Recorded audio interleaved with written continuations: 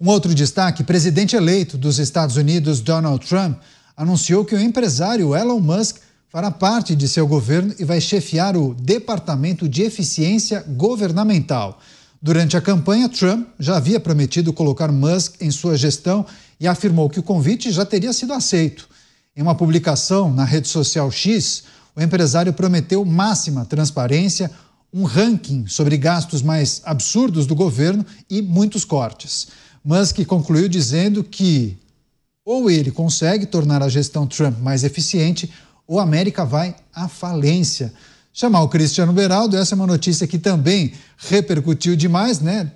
Donald Trump anunciando Elon Musk como novo integrante de sua administração e vai chefiar o Departamento de Eficiência Governamental. De que forma ele vai poder tornar a gestão Trump mais eficiente? Bom, ele tem muitos cases de sucesso, né, Beraldo?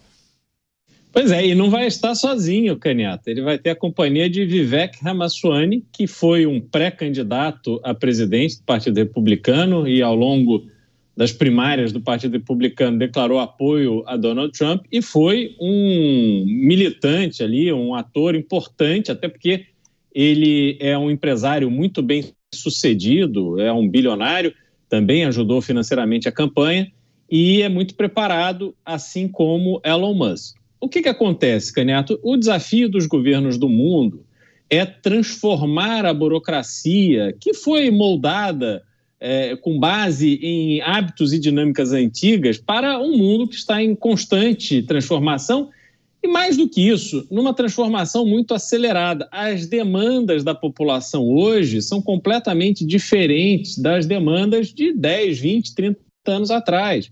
Então, o governo precisa se moldar a isso e ninguém melhor do que Elon Musk para fazer isso. Por quê? Não é uma simples declaração de apoio cego e restrito a Elon Musk. O fato concreto é que Elon Musk tem um histórico empresarial de transformar os setores aonde ele atua.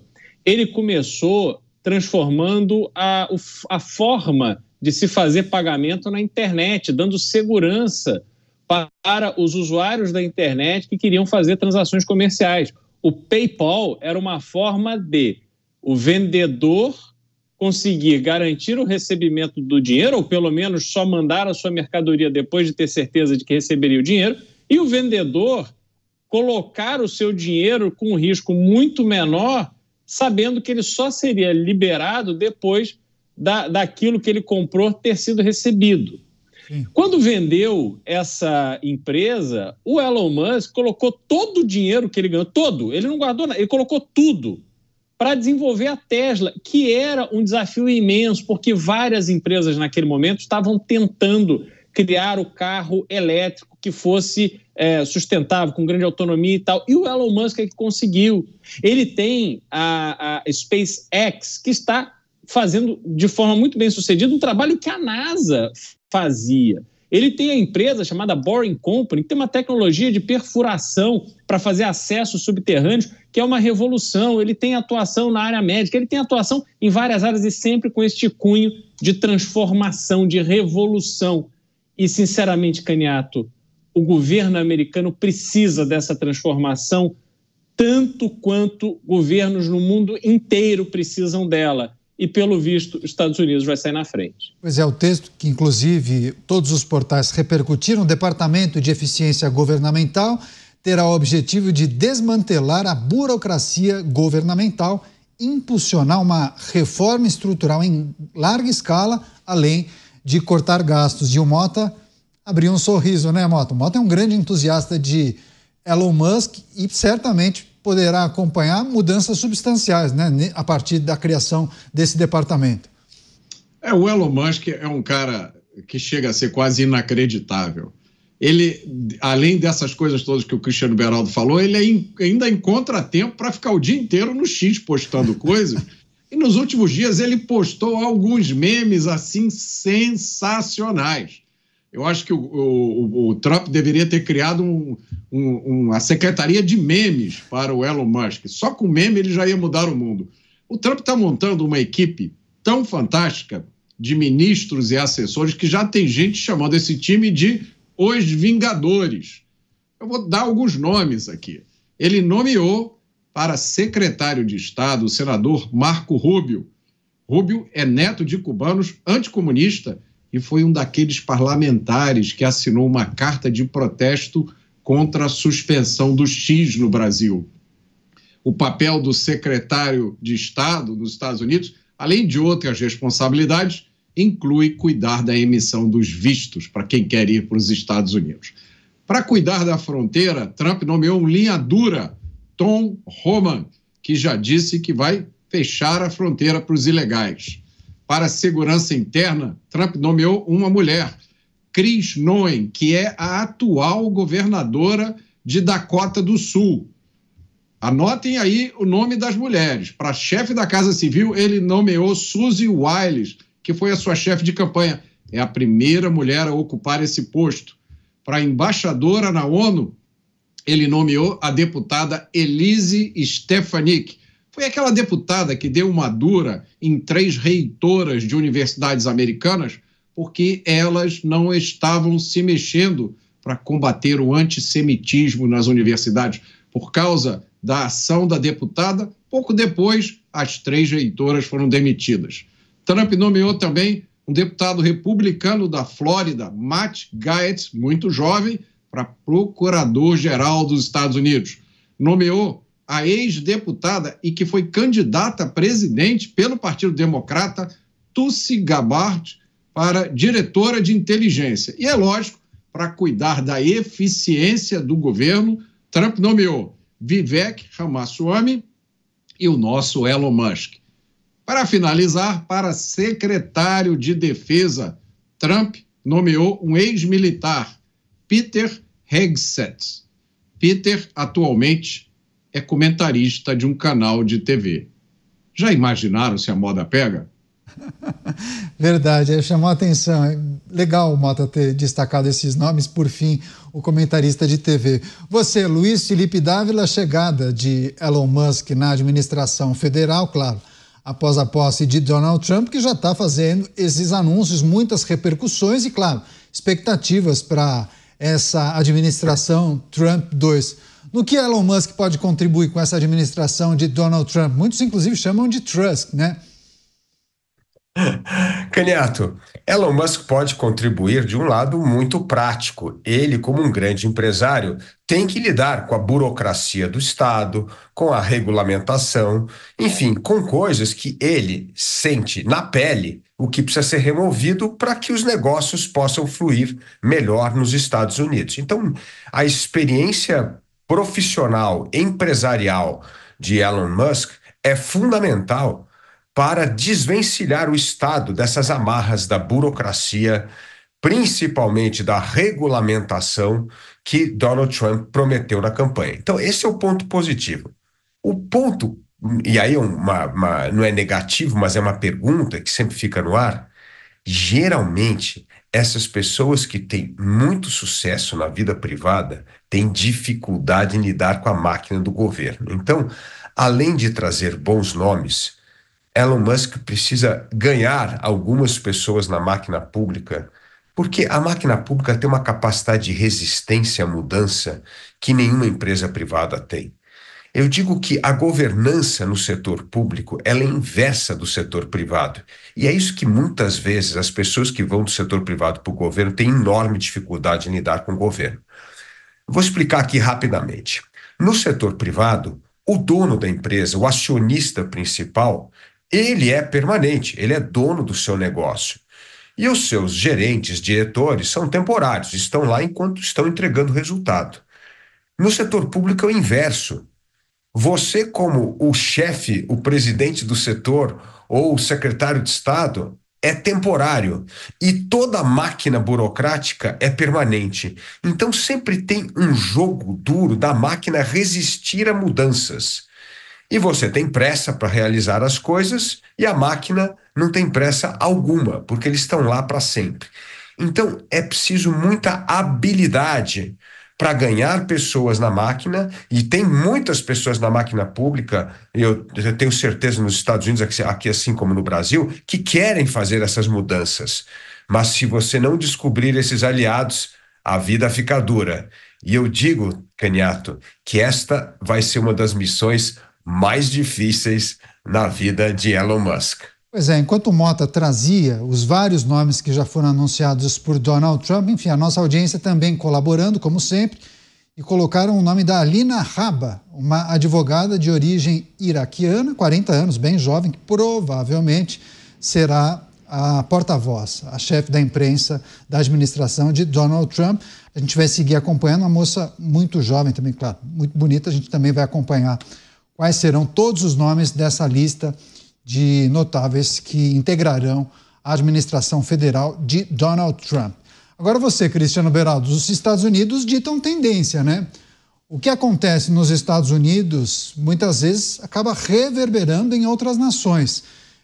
E quando um empresário, um mega empresário como Elon Musk, prevê dedicar parte do seu tempo, ou estima que vai deixar de lado os negócios para se dedicar por uns 2 anos a uma administração federal, a gente costuma falar que isso é espírito público, né? O camarada que já organizou as empresas, deixa os representantes tocando o dia a dia e vai se dedicar à administração pública. Alguma coisa parecida daria certo no Brasil? O sistema por aqui permitiria que um mega empresário se dedicasse, promovesse mudanças de fato, ou o establishment por aqui dificilmente permitiria que alguém viesse dizer como as coisas devem funcionar? O sistema brasileiro ele é feito para repelir qualquer um que ouse tentar mudá-lo. E a gente vê exemplos disso repetidamente ao longo do tempo, Caniato. Você imagina, no menor detalhe, um grande empresário brasileiro que deixe seus negócios, resolva se dedicar a chefe de um ministério ou alguma posição executiva.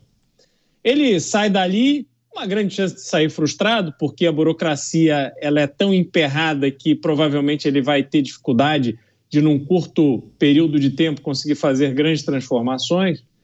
E aí vai ficar se incomodando, talvez até por mais de uma década, por causa de uma licitação para comprar a água que as pessoas bebem no escritório do Ministério.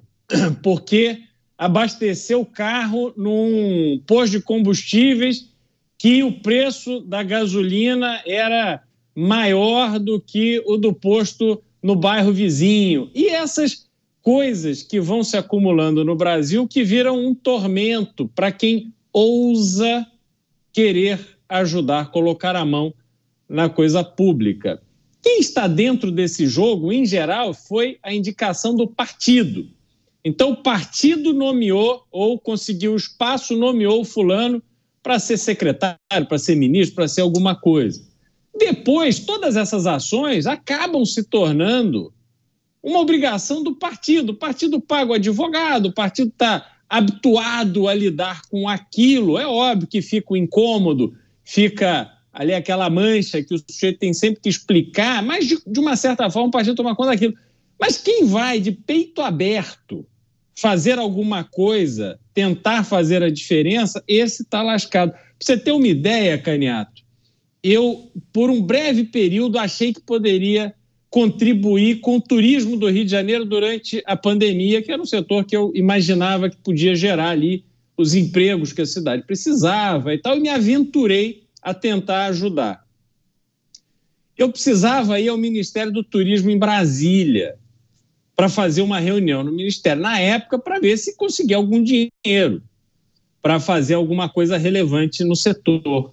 Quando chegou o custo de passagem da agência que atendia a prefeitura, eu simplesmente emiti a passagem do meu bolso, pela metade do preço, porque eu sabia que se eu autorizasse aquela despesa, depois era eu que ia me incomodar, e fui 2 vezes a Brasília em 5 meses de tempo, com meu dinheiro pagando táxi, hotel, passagem aérea, etc., para não me incomodar.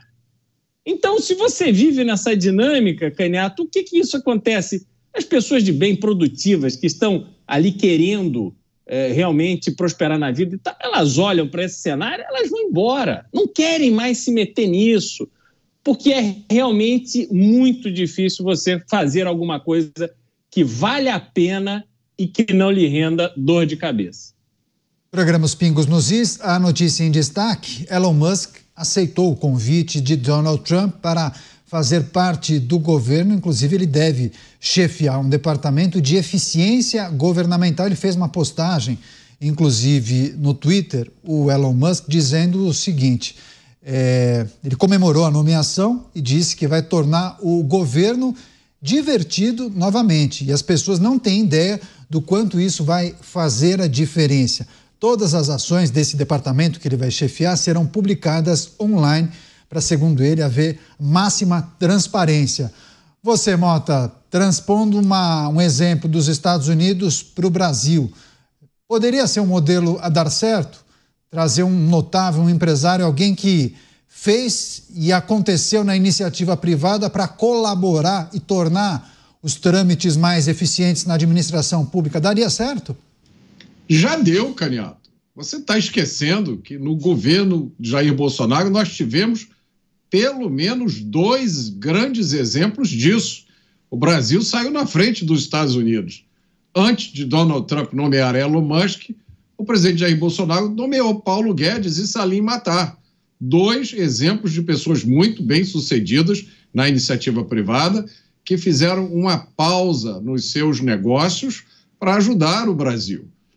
O Paulo Guedes tocou a economia do Brasil durante o governo Bolsonaro, o que fez com que o governo, entre outras coisas, terminasse gastando menos do que gastava quando começou. Só para lembrar, o Brasil saiu da pandemia com inflação menor do que os Estados Unidos e a Europa e crescimento maior do que a China.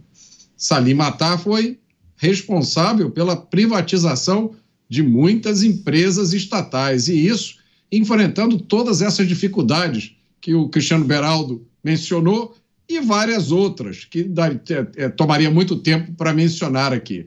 Agora, o Elon Musk tem uma coisa ao seu favor. Os Estados Unidos têm no seu DNA a história de um governo pequeno, de um governo enxuto, de um governo dedicado à sua missão, que é garantir os direitos fundamentais. Isso vem do fato de que os Estados Unidos, na origem, eram 13 colônias independentes. Era como se fosse 13 países que concordaram em se juntar, desde que houvesse garantias de que ninguém ia tirar a liberdade deles. Então, os Estados Unidos, é assim que eles se enxergam. São 50 estados com as suas leis diferentes, com as suas ideias diferentes, que se respeitam mutuamente. Qualquer coisa que ameace essa independência cria um problema. Os Estados Unidos criaram esse governo grande, gigantesco, que a gente conhece hoje, salvo engano, o Dávila me corrija se eu estiver correto, acho que principalmente a partir da administração do Franklin Roosevelt, que expandiu a máquina pública americana, né, de uma forma muito grande. Agora, o que o Trump está fazendo é tentando resgatar esse caráter original do governo americano. É lógico, os Estados Unidos hoje são a nação mais poderosa do planeta, eles têm um papel de polícia, a gente já falou sobre isso várias vezes aqui, né?